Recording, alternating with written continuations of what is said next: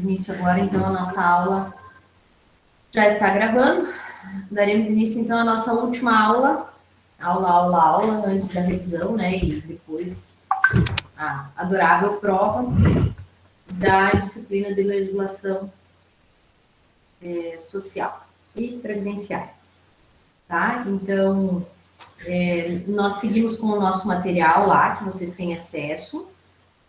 São poucos slides para nós trabalharmos hoje, porque nós falamos praticamente de tudo nas outras aulas, ficou só a parte relacionada à carência e alguns benefícios, e o período de graça e quais são os benefícios em espécie, né? Assim, claro que, como nós temos nós temos só 3 aulas para trabalhar a parte de previdência, eu não consigo ingressar. Aposentadoria é isso, aposentadoria é aquilo, então não consigo ingressar especificamente em cada item. Esses itens, eles precisariam de uma disciplina inteira só para abordar sobre isso, sabe?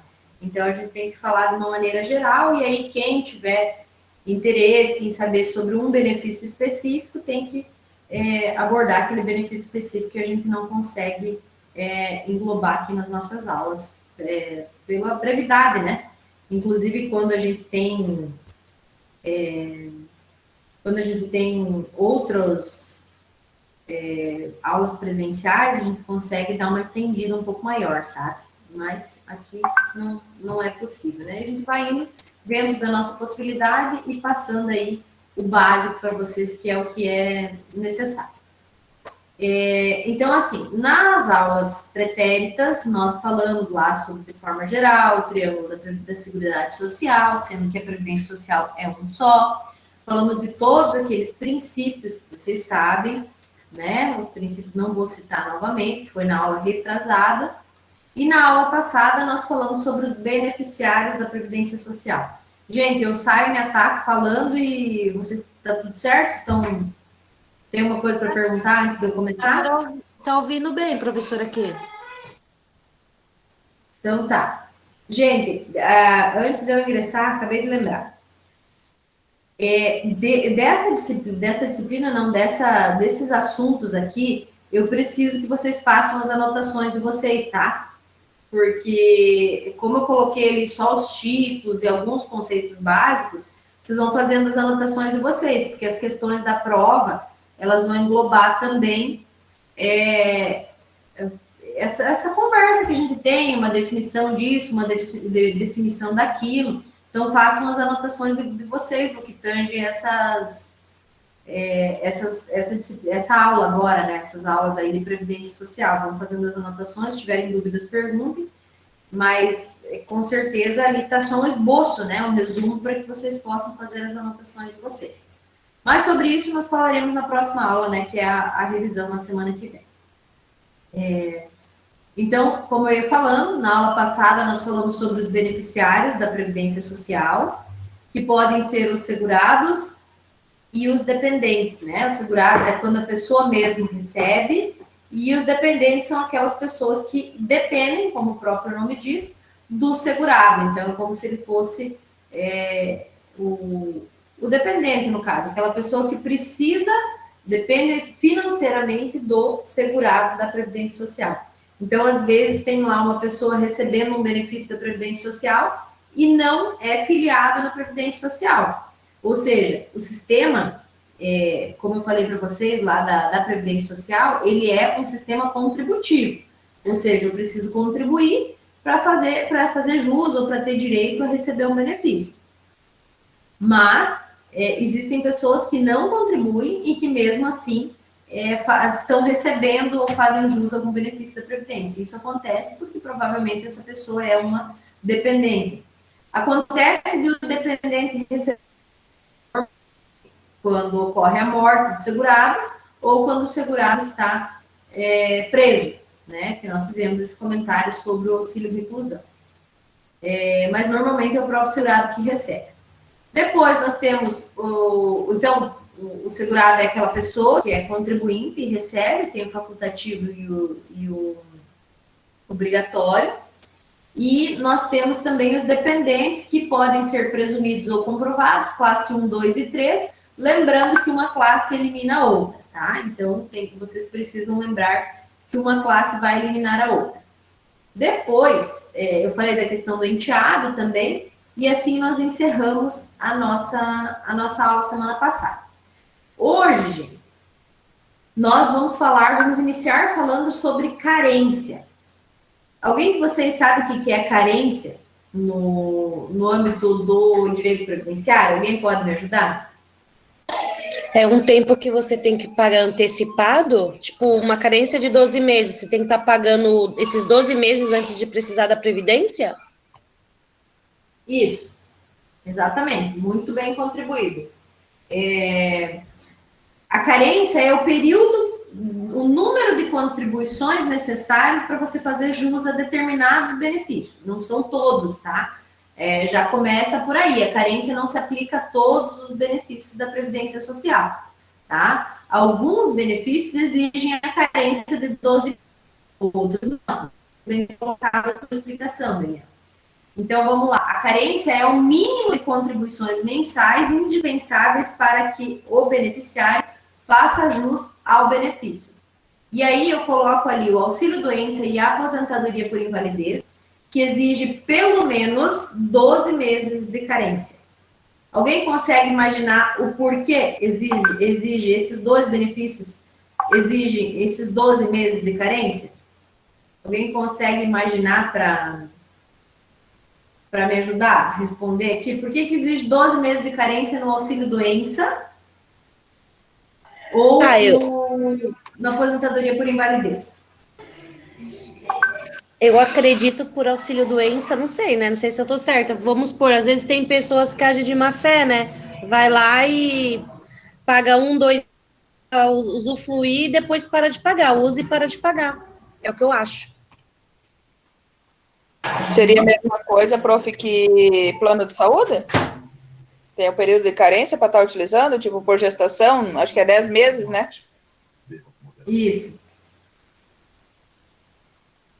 E mais alguém, gente? Ninguém quer falar. Sim, meninas, exatamente isso. É tipo plano de saúde e justamente para evitar má fé. Por quê? A pessoa ficou doente e vai lá e faz um plano de saúde. A pessoa ficou doente e vai lá e começa a contribuir com o INSS para receber. Antes nunca pensou em contribuir.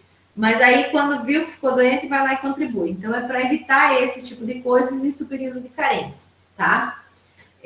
Percebam que auxílio-doença, mais uma vez, nós precisamos ressaltar a diferença entre auxílio-doença e acidente de trabalho. Vejam que auxílio-doença exige, sim, uma carência. Acidente de trabalho, não. Porque eu posso começar a trabalhar hoje e me acidentar no trabalho amanhã. Hoje mesmo, né? Então, por isso, não exige carência para acidente de trabalho. Mas o auxílio-doença, sim, para evitar que as pessoas façam isso, né? Então eu quero ingressar com um pedido de aposentadoria por invalidez, então me machuquei aqui, amputei uma perna, sei lá, e eu quero entrar com um pedido de aposentadoria por invalidez. O INSS vai exigir 12 meses de carência. A partir dos 12 meses vai ter a qualidade de segurado, vai ter a carência necessária para poder encaminhar um benefício. Então, basicamente é por esses motivos, é para que a pessoa não fique doente e depois vá lá contribuir com o INSS, então ela nem contribui ainda, ela já vai começar a receber, e também para evitar esse tipo de golpe, né, na Previdência. Além disso, gente, a aposentadoria por idade e por tempo de serviço especial exigem, então, as 180 contribuições mensais, também é uma forma para se aposentar. Eu não posso ir lá e me aposentar a hora que eu quiser, eu tenho que ter, além da idade, eu tenho que ter as contribuições. E aqui cabe o que nós falamos na aula passada sobre o meu INSS, né, que vocês, eu tenho anotado aqui, eu lembro que eu comentei com vocês, alguns falaram da importância que já conheciam também, o meu INSS, principalmente agora em época de pandemia, é esse cálculo, essa simulação que o meu INSS faz lá no site. A idade, o tempo de contribuição, para saber quanto tempo falta para você se aposentar, tá? É justamente para essa necessidade.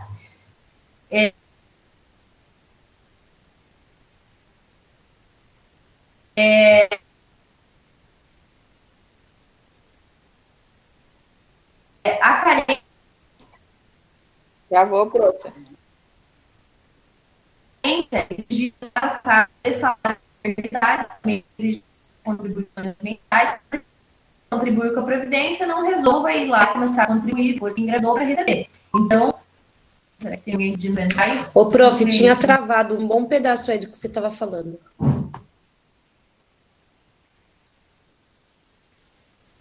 Espera aí.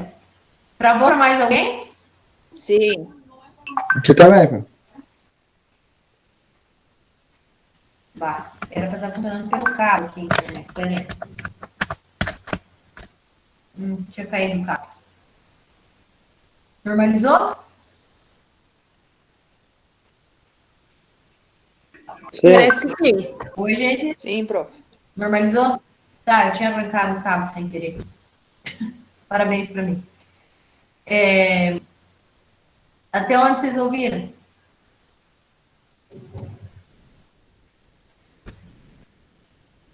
E agora?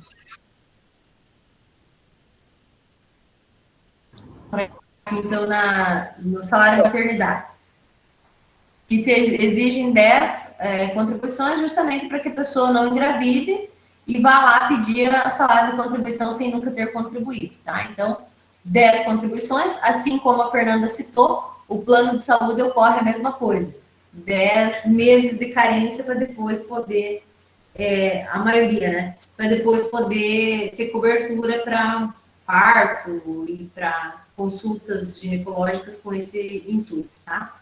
Por esse motivo. De certo modo, hoje em dia já tem algumas jurisprudências entendendo que isso é ilegal, porque a pessoa poderia muito bem continuar contribuindo depois, e tem umas discussões, mas essa é a regra do plano de saúde e a Anatel das Comunicações, né? A ANS, que é a Agência Nacional de Saúde, ela permite que se faça dessa forma aí, a parte de carência do plano de saúde, tá? Eu acredito que da parte de carência, não acredito que vocês não tenham dúvida com relação ao conceito, né? Porque é só a carência é o número de contribuições que a pessoa precisa ter para fazer jus a alguns benefícios. Aí no próximo slide eu coloquei aqui para vocês que não depende, ou seja, independem de carência, pensão por morte. Por quê, gente? Alguém consegue me ajudar? Por que a pensão por morte ela não precisa de carência? Porque você não sabe quando você vai morrer. Exatamente, não tem como a pessoa programar, né? Eu vou morrer amanhã, a não ser que seja suicídio, óbvio, né? Mas aí a gente estaria tratando de uma parcela muito pequena de casos da lei, né? Mas é porque a pessoa não tem como prever, então eu não posso dizer que a pessoa começou a contribuir porque vai morrer amanhã, porque vai morrer mês que vem, né? Então, a pensão por morte, ela independe de carência, o auxílio reclusão também, ele independe de carência, porque em tese, a pessoa também não sabe quando ela será presa, né? Em tese, eu digo, porque tem alguns que sabem que um dia serão presos, né? Então, o auxílio reclusão também é um caso que não depende de carência. O salário família, que não precisa ter também carência para passar a receber. O auxílio acidente, que também, se for um acidente, como o próprio nome diz, ele pode, não tem como prever, né? Então, vai ter direito também. E o auxílio doença e aposentadoria por invalidez nos casos de acidente de qualquer natureza ou causa de doença profissional ou trabalho, tá? Então, acidente de trabalho também independe de carência, porque você já ingressa no ambiente de trabalho para poder fazer jus a essa segurança que é a Previdência Social. Então, por esse motivo que também não pode exigir carência para os benefícios relacionados ao ambiente de trabalho, tá? Vocês têm alguma dúvida com relação à carência, gente? Ou só na hora da prova? Tá chegando a hora de ter dúvida. Alguém quer perguntar alguma coisa sobre a carência? Alguma dúvida, alguma curiosidade, alguma informação? Da minha parte, não, prof. Então, tá bom. Vamos lá, então. Gente, olha que bonitinho. Vejam que bonitinho o desenho. O desenho não, a figurinha aí da próxima... do próximo slide. Um guarda-chuva. Para que vocês usam guarda-chuva? Quando usam?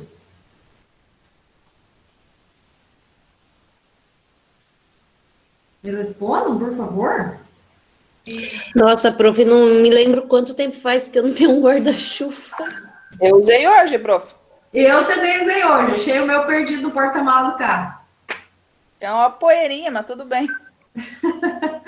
A gente usa o guarda-chuva para nos proteger, né? Para proteção.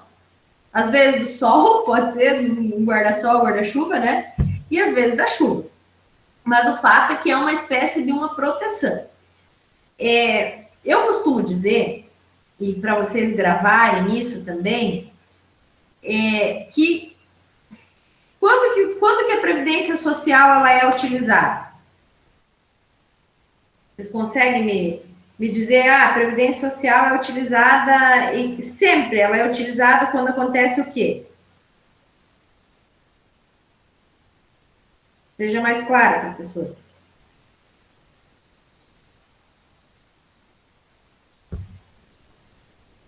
A Previdência Social, quando ela é utilizada, normalmente, não sempre, né? Normalmente ela não está ligada a uma desgraça, algum problema. Pensem comigo.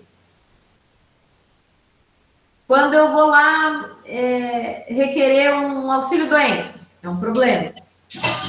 Quando você não está apto para trabalhar, para exercer a função que você deveria? E quando eu não posso trabalhar, é um outro problema. Quando eu sofro um acidente, é outro problema. Quando alguém é preso, outro problema. Então, eu costumo dizer, e repito, costumo dizer, mas não é uma regra. Na maioria das vezes que alguém precisa utilizar a Previdência Social, é porque ela teve algum problema na vida, tá? Na maioria das vezes. Quando é gestação, né, nasceu o bebê, não é um problema, pode vir a se tornar mais tarde, mas quando nasce não é um problema normalmente, é uma grande alegria, é uma exceção, né, da questão das desgraças, dos problemas do INSS, e quando se aposenta, né, é uma alegria também se aposentar, mas é um momento em que pode ser visto como uma tristeza, porque você não está mais apto, você não vai mais trabalhar, por isso que, então, pode ser visto dessa forma. Mas o fato é que vocês podem comparar, quando vocês quiserem uma explicação muito fácil sobre a Previdência, sobre o INSS, vocês podem comparar e lembrar que a Previdência Social nada mais é do que isso aqui, ó. Tá? Eu não... Agora, quem não está me olhando, nem me olha, por favor. Vocês, como é de costume, de praxe, vocês sabem que eu não desenho nada bem, mas eu gosto de ilustrar porque eu acho que na hora da prova, na hora que vocês precisarem, vocês vão lembrar dos meus desenhos bonitinhos. A Previdência Social é esse guarda-chuva aqui, ó, um guarda-chuva fechado, tá? É um guarda-chuva, um guarda-sol fechado, que você, quando você precisar dele, você vai abrir e estará aqui embaixo protegido. Então, você paga para manter o guarda-chuva fechado. A partir do momento que você precisar desse guarda-chuva, você tem ele. Hoje choveu, a Fernanda disse que utilizou o guarda-chuva dela hoje. Estava cheio de poeira, mas utilizou. O meu também foi utilizado hoje. Quanto tempo eu não precisava de um guarda-chuva, que não chove, né? Hoje eu precisei, então eu tinha ele. Eu fui lá e abri. Mesma situação é o INSS. Quanto tempo, talvez, você não precisou do INSS? Você contribui todo mês e você nunca precisou do INSS. Provavelmente tem alguns de vocês que nunca se utilizaram. Eu me utilizei pela questão da licença, do salário maternidade. Única vez, graças a Deus. Mas é o guarda-chuva, eu pago todos os meses, conta lá da minha folha de pagamento, da folha de pagamento de vocês, para ter esse guarda-chuva fechado. Choveu, precisou, abre o guarda-chuva, tá? Então, é uma espécie de uma proteção. que você precisa ter. Você, enquanto funcionário, e o dia que vocês forem proprietários, talvez alguns já sejam, o dia que vocês forem proprietários de uma empresa ou administradores das empresas, sejam elas como contratados ou como proprietários, vocês terão, o empregador também precisa dessa proteção. Essa proteção é importante, é um guarda-chuva também para o empregador. Como que eu vou manter, às vezes, ali 50, 60 funcionários sem guarda-chuva? E se começar a chover?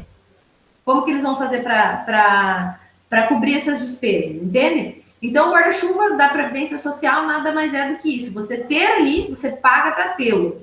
E você vai utilizar somente se for necessário. E se você não utilizar o guarda-chuva a vida inteira, ele vai ficar guardadinho para o dia que você for se aposentar, tá? Ele vai continuar ali guardado, vai continuar no porta-mala do carro, vai continuar dentro do guarda-roupa em qualquer lugar, para que o dia que a pessoa necessite, lá no fim da sua vida profissional, possa abrir o guarda-chuva, então, e ter direito à sua aposentadoria.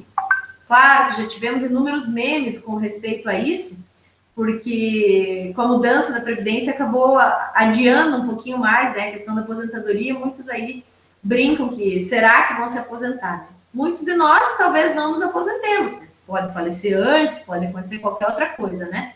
Talvez os nossos dependentes vão utilizar o nosso benefício. Mas a Previdência Social, então, nada mais é do que esse guarda-chuva, tá? E o período de graça, que é o que nós falamos aí, é o período em que o segurado mantém essa qualidade independente de contribuição. Então, veja, o guarda-chuva, gente, ele está ali. Ele está ali fechado para utilização. Aí, eu saí do meu emprego lá em outubro. E tive um problema em novembro. Tive um problema de saúde em novembro e não estava mais contribuindo. O meu guarda-chuva, ele continuará ali no porta-malas do meu carro, tá? Esse é o período de graça, é o período que mesmo a pessoa não estando contribuindo, ela continua com o guarda-chuva disponível para abrir se ela precisar, tá? Então, esse é o chamado período de graça, é aquele período que a pessoa não está contribuindo, mas ainda tem previdência disponível para poder acionar se necessário for, tá? Entendido dessa forma, gente? O que é o período de graça?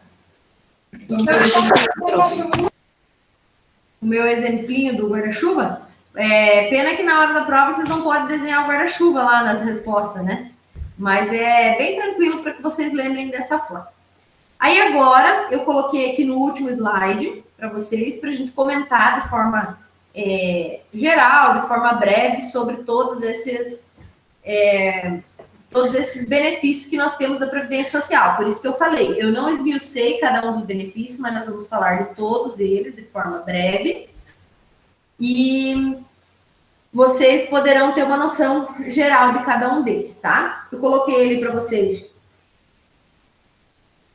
que hoje os valores dos benefícios variam de R$ 1.045 a R$ 1.045, né, a R$ 6.101,06, exceto o auxílio acidente, que nós já falaremos sobre ele. Mas então, hoje, os benefícios da Previdência Social têm um mínimo e um máximo.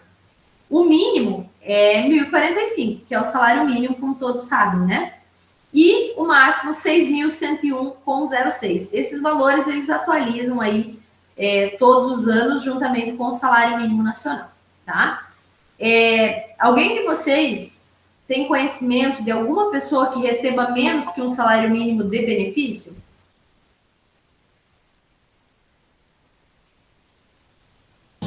Eu nunca ouvi falar. Mais alguém? Alguém tem ouvido falar? Uma pessoa que recebe só meio salário mínimo. Eu tenho, professor, na minha equipe, um colaborador que recebe meio por acidente de trabalho em outra empresa. Por auxílio acidente, certo? E tu sabe me dizer por que isso? Ele perdeu 2 dedos da mão, daí ele tem um auxíliozinho dele. Uhum. Ele trabalha com o que agora, Marcelo? Me ajuda aí. Higienização, limpeza do frigorífico aqui. Uhum. Tá. E a capacidade dele diminuiu por essa falta desses dois membros? Diminuiu, prof. Ele perdeu o polegar e o indicador. Uhum. Mas ele não está incapaz, certo? Não. Ele tem a capacidade diminuída. Sim, tem capacidade diminuída. Daí algum tipo de tarefa ele não consegue exercer, né? Daí tem Isso. aquelas específicas que ele consegue. Uhum. Gente, perfeito exemplo do Marcelo. Então, como eu sou bem do contra, né? Nós vamos começar aí pelo auxílio acidente. Beleza? Pelo auxílio acidente, nós vamos começar a falar do auxílio acidente ao invés de começar pelo primeiro item da lista. O que o Marcelo falou? Tem um colaborador que recebe meio salário mínimo porque ele perdeu 2 dedos da mão. O que o INSS entende, gente? Ao invés de aposentar esse colaborador por invalidez, ele entende que a capacidade desse trabalhador ela ficou apenas diminuída. Então, ele consegue trabalhar, ele não está incapaz, mas ele não consegue trabalhar da mesma forma com que ele trabalharia se ele não tivesse sofrido um acidente de trabalho, tá? Ou qualquer outro acidente. Por isso, ele recebe a metade. Gente, então vejam, é diferente da aposentadoria por invalidez, e ele se inclui num salário, num valor menor que um salário mínimo, que é o mínimo estabelecido.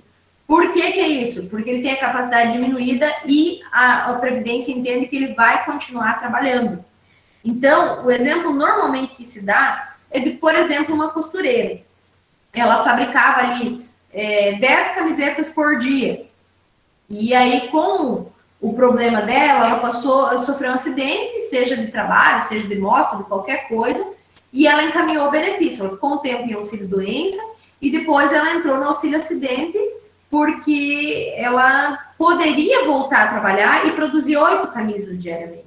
Então, ela recebe o auxílio-acidente e volta a trabalhar menos, mas volta a trabalhar, tá? É uma forma de não deixar a pessoa inválida totalmente e não precisar pagar o valor integral do benefício para ela. Então, o auxílio-acidente é para isso, quando a pessoa tem a capacidade diminuída, tá? Então, para vocês lembrarem dele, de forma muito simples, vocês lembram desse exemplo do Marcelo. A pessoa consegue trabalhar, mas ela tem a sua capacidade diminuída, tá? O salário maternidade. Acho que todos nós sabemos do que se trata o salário maternidade, né? É aquele valor. E vejam, existe uma diferença entre o salário maternidade e a licença maternidade. Alguém sabe me dizer qual é a diferença entre o salário maternidade e a licença maternidade?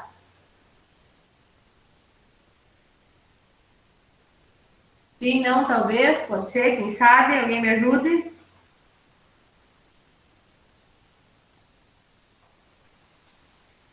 Alguém? Cadê vocês? Pior que não sei, prof. Então, vamos lá. A diferença entre salário maternidade e licença maternidade é que a licença é o período que você fica afastado, e o salário é o valor que você recebe. Então, um tem importância para o INSS e o outro tem importância para o trabalhador somente, que é aquele afastamento que a pessoa tem provisório ali do ambiente de trabalho dela. Tá? Então, o salário maternidade é aquele valor que a pessoa recebe quando ela tem bebê, em alguns casos, quando adota, tem a possibilidade também, que a pessoa sai da empresa e para ficar ali um período cuidando da criaturinha abominável, adorável que nasceu naquele momento. Tá? E também pela impossibilidade da pessoa, às vezes, passa por uma cirurgia de voltar a trabalhar, né? Então, esse é o salário maternidade. Gente, vamos subir, então, aqui ao contrário. Se vocês tiverem dúvidas sobre os benefícios que eu estou falando aqui, vocês perguntem, tá? A pensão por morte, gente.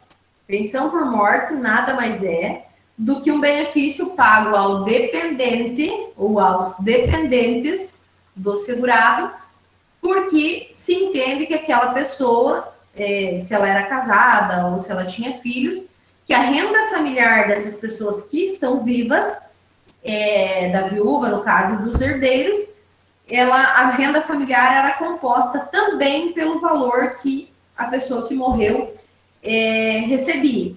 Então, normalmente, a gente costuma matar o marido, né? Costuma matar o homem e deixar a viúva, nos exemplos. Mas não necessariamente, né? Pode ser que seja a esposa que venha a falecer e quem vai receber o benefício é o viúvo e os dependentes, se for o caso. Então, isso aqui eu expliquei para vocês na aula passada, que se por acaso a pessoa vem a falecer e deixa esposa ou esposo e 3 filhos, os 3 menores, quando essa pessoa terminar os filhos completarem a maioridade dos 21 anos, aí, maioridade para o INSS, a viúva vai passar, ou o viúvo vai passar a receber sozinho esse benefício, né? Mas enquanto os filhos não atingirem os 21 anos, vão dividir em 4 esse benefício. Não vai pagar um para cada um. Ele me perguntou isso na aula passada. Não vai pagar um benefício para cada um. Aquele benefício, que é o que a pessoa fazia jus, vai dividir em 4. Por que isso, gente? Porque o benefício da pensão por morte, ele é somente para continuar a renda daquela pessoa que faleceu ingressando na família. Então, se entrava um salário mínimo, não tem por que agora entrar 4 salários mínimos, porque a pessoa não está ali, né? Então, só para vocês gravarem isso, pela lógica, então vai ser um salário mínimo. O auxílio reclusão é um benefício previdenciário que dá bastante pano para manga, né? A gente chegou a falar sobre ele nas nossas aulas presenciais lá no início do ano, num passado muito distante, né? Mas nós falamos sobre ele. A pensão, o auxílio reclusão, ele é destinado aos dependentes da pessoa que vai ser presa, da pessoa que foi presa. O que eu enfatizei muito bem para vocês, e eu espero que vocês lembrem disso, é que a maioria das pessoas tem um conceito errado do auxílio reclusão. O cara foi lá, matou, roubou, fez isso, fez aquilo, fez aquele outro, e ainda a família fica recebendo do Estado. Gente, lembrem, tanto para o auxílio reclusão como para qualquer outro benefício, o sistema, o INSS, exige que haja contribuição. Então, a família da pessoa não está nada mais recebendo do que algo que ela contribuiu, ou seja, um sistema contributivo do que a pessoa contribuiu para estar recebendo, para fazer jus a esse benefício. Então, ninguém está dando nada de graça para a família do preso, tá? É somente uma contraprestação ao que aquele preso contribuiu durante um longo período, ou talvez nem tão longo assim, mas contribuiu para estar recebendo, tá? Então, todo preso tem direito, toda família de todo preso tem direito ao auxílio reclusão? Não. Somente a família daquele preso que contribuía com a Previdência Social para fazer jus ao benefício. E, além disso, não é todo preso que contribuía, é aquele preso que tinha até um teto específico, que todo ano altera também. Que é até aquele teto específico, e a partir daquele teto, a pessoa não faz jus mais porque não se enquadra na lista de beneficiários do auxílio reclusão. Tá bom? O auxílio doença, gente, e a aposentadoria por invalidez, eu não vou ficar comentando aqui sobre o auxílio reclusão. Como eu falei para vocês, nós já comentamos lá na aula, e eu só não quero que vocês mudem a opinião de vocês sobre o auxílio reclusão, não é esse o meu intuito. Mas que vocês, quando forem falar do auxílio reclusão, tenham conhecimento de que, de fato, ele é um benefício para as pessoas que contribuem, tá? Eu mesmo tive uma experiência dessa, uns 20 dias atrás. Eu estava num lugar que todo mundo estava falando mal dos presos que recebe, né? Aí eu pude explicar por que acontecia isso. Como eu falo, tá errado, nós não somos ninguém para julgar, né? Se a pessoa tá errada, cometeu crime, fez isso, fez aquele outro. Mas o fato é que nós precisamos saber que se a pessoa contribuiu, é o direito dela. Ela não está tirando da tua contribuição, está tirando da dela, né? Então, essa é a visão que as pessoas precisam ter, né? E a família do preso normalmente não tem absolutamente nada a ver com o que o preso fez, né? E a pena não pode passar da pessoa condenada. As outras pessoas não têm absolutamente nada a ver. Então, o auxílio-doença e a aposentadoria por invalidez, a gente pode falar deles junto, porque eles são dois benefícios que caminham junto. O auxílio-doença é quando a pessoa tem lá um problema de saúde e não pode estar incapacitada temporária ou temporariamente para o trabalho, tá? Por um período ali ela está incapacitada, então é encaminhado o benefício do auxílio-doença, os primeiros 15 dias são custeados pela empresa e depois o INSS assume o pagamento daquele funcionário, porque a empresa não fique pagando e tendo que contratar outro funcionário no lugar dele. Então, Ô, professora, eu tenho uma dúvida. pode perguntar. Por exemplo, o auxílio-doença, no caso, quando você precisa dele, né? Aí você fica recebendo lá aquele salário do auxílio-doença. Automaticamente você para de contribuir com o INSS e aí quando você vai se aposentar, aquele tempo fica faltando, no caso, né? Fica faltando. Fica faltando, exatamente. Porque a pessoa não está contribuindo, né? E vejam, a carência para uma aposentadoria são 180 contribuições mensais. Então, se não contribuir, vai faltar, né? Por isso que eu falo que tem essa questão. Mas alguns casos de auxílio-doença, eles acabam se tornando invalidez depois, né? Tem que lembrar disso também, alguns casos se tornam invalidez. Por isso que está aqui a aposentadoria por invalidez, né? Então, o auxílio-doença é quando a pessoa está incapaz, total ou parcialmente, às vezes é total, mas é provisório, entende? Não a aposentadoria por invalidez é quando não é mais provisório aquele problema de saúde que a pessoa tem, né? Já se consolidou isso. Normalmente se usa, e o INSS tem feito isso, 10 anos, depois de 10 anos, acaba aposentando por invalidez, que aí já não tem mais volta. Alguns casos de auxílio-doença são encaminhados para o auxílio-acidente, né? Se foi um acidente.